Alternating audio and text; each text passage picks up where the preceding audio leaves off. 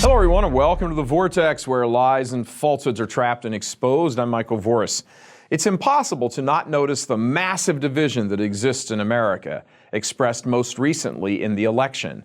Charges of corruption and hate and collusion and bigotry, and two candidates deeply despised by each other and their opposing camps.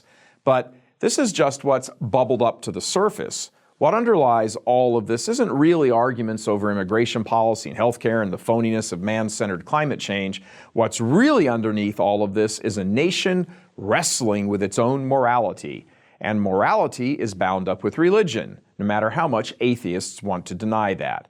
The arguments aren't really about taxes and jobs and energy pipelines. It's about which party, personified in its chosen candidate, will rule the day regarding morality. The fatal flaw in the American system is that we never decided as a nation, never even had the grand discussion of what constitutes morality and which religion was and is correct. The Founding Fathers simply kicked the can down the road and left it for future generations to deal with issues as they came up, perhaps never really expecting any issues would come up, since a Christian morality inspired by Catholic teaching was the norm. But times have changed with the ascendancy of a rabid anti-Catholicism spurred on by a love of immorality. Politics has become a cover for arguments about morality, and morality has become a cover for avoiding any discussion about God and religion. Which religious view of God a people holds does matter. It matters for the very life of the nation. And not just for some philosophical academic reason, but for the moral choices that will be made.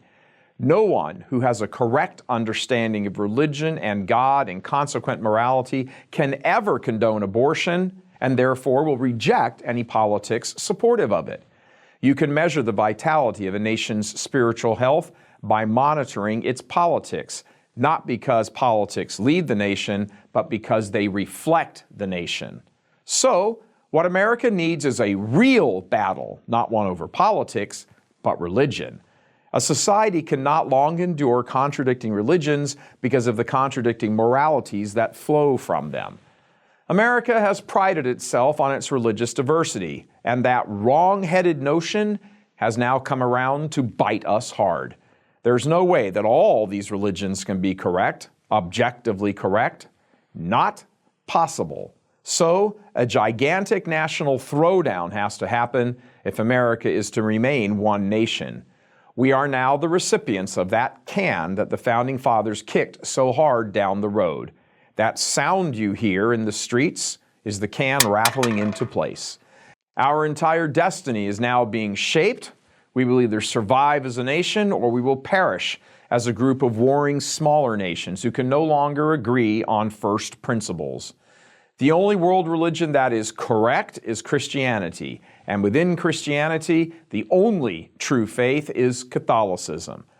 Everything else, inside and outside of Catholicism, is man-made. The Catholic Church alone is heaven-made. If you are Catholic, then you accept and you embrace this. If you don't, if you think it's harsh or mean or not tolerant enough or judgmental, then get out of the church formally, since you've already left it in principle. Why would you belong to a church you don't believe is the authentic faith and the true religion? How stupid is that? Think about it. I belong to a faith that I don't believe in. If Catholicism is true, and it is, then every other religion is false, even if they might possess varying limited degrees of some truth. Until we start talking like men and stop hiding behind emotion-driven politics, until we start talking about the great big elephant in the room, this division will cause the end of a nation. Right now, the battle is between those who believe in God and those who either don't or have wrong notions about God. It's never been about politics. Politics has just been the bucket for carrying and concealing the real issue. God love you. I'm Michael Voris.